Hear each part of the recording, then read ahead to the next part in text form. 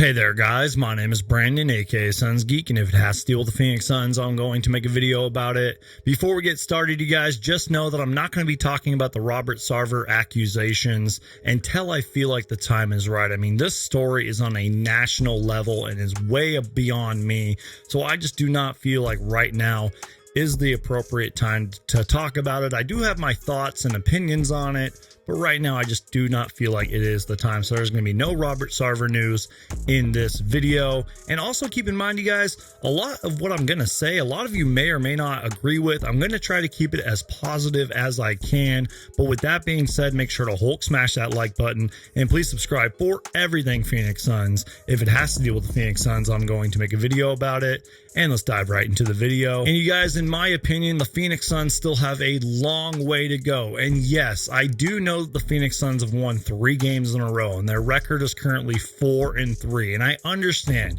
it is still super early in the season. I mean, we're not even 10 games into the season. It's a very small sample size, but in my opinion, this has already been a roller coaster of a season on and off the court. I am barely going to talk about the Pelicans game because I was extremely negative that night. I was frustrated in that game. And yes, we came back and won, but it was an ugly win. That was one of the worst first halves I've ever seen the Phoenix Suns play. The Phoenix Suns barely won that game. Let's be real. They got punched in the mouth early and it showed. I don't want to rant about that game any longer because that game just really frustrated me. I mean, Chris Paul even talked about it after the game. He said, we got to get better. We got to be better. We can't be turning the ball over so much. That was an ugly win. But let's talk about the Phoenix Suns versus Houston Rockets game. The Suns did beat the Rockets 123-111, and Devin Booker continues to be big, arguably having his best game of the season. 27 points, 9 rebounds, 5 assists. DeAndre Ayton did return from a bruised knee, and I understand that he did have 16 and 11, but you guys, he was really frustrating to watch in this game, in my opinion. And Landry Shamet finally showed up when we needed him most. 19 big points off the bench, and the Phoenix Suns actually made some threes, and they won the three-point shooting contest 14-11. The Phoenix Suns had 36 first quarter points, the most points they've had in a first quarter all season long, so that was a really good sign. It was just good to see that this team finally woke up. So let's fast forward into the third quarter. They were down 9 and they turned it into a 10-point lead. They went on a 23-10 run within 5 minutes to take a 93-83 lead. The Phoenix Suns bench was absolutely huge, just like they were in the Pelicans game. I mean, you could argue that without JaVale McGee and Frank Kaminsky and maybe even Cam Johnson, that we may not have won that game if it wasn't for those 3 guys. But the Phoenix Suns bench got it done against the Houston Rockets.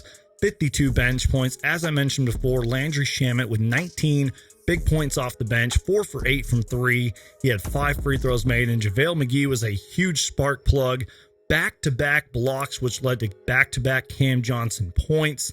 And then really just was great on defense and just giving us that energy and that spark to wake the Phoenix Suns crowd up. He gave us that energy. And you guys, once again, I am happy that they won, and I am happy that they're on a 3-game winning streak. But let's be real, you guys. This was against the Houston Rockets, who, if you do not know, are in a full rebuild mode. They're very inexperienced, and they have a lot of young guys and a lot of scorers. So the Phoenix Suns should have just pounced on them early. This game should have been put away early, and that's why I was so frustrated with the Pelicans game. That was such an ugly win. I would have rather took the loss, in my opinion. And in my opinion, you guys, to defeat the Houston Rockets, it took like a full 45 or 46 minutes just to have the game done. And they even left the window open late in the fourth quarter. They've done that so many times this season. They just leave the window open. They get too comfortable, and it is frustrating, you guys. And that's why I'm sitting here saying that I really feel like the Phoenix Suns have a long way to go. I feel like if we are still having a lot of these issues 20 to 25 games into the season, that we should be waving the red flags, if red flags are not already being waved. And you guys, I have said this multiple times this season, and I will continue to say it until I see it. We need to see consistency. We need a solid 30 to 40 minutes of Phoenix Suns basketball. I understand that you can't do it for a full 48 minutes, but just give us a solid 30 or 40 minutes of Phoenix Suns basketball.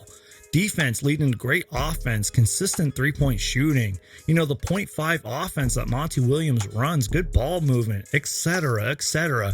We've only seen that in stretches. We only saw it really in the third quarter versus the Houston Rockets. So my rant is over. In my opinion, the Phoenix Suns have a long way to go. Do you guys disagree with me? Do you guys agree with me? As always, guys, please leave me your thoughts, comments, and opinions down below. Make sure to Hulk smash that like button, and please subscribe for everything Phoenix Suns. If it has to deal with the Phoenix Suns, I'm going to make a video about it, and I'll see you guys next time.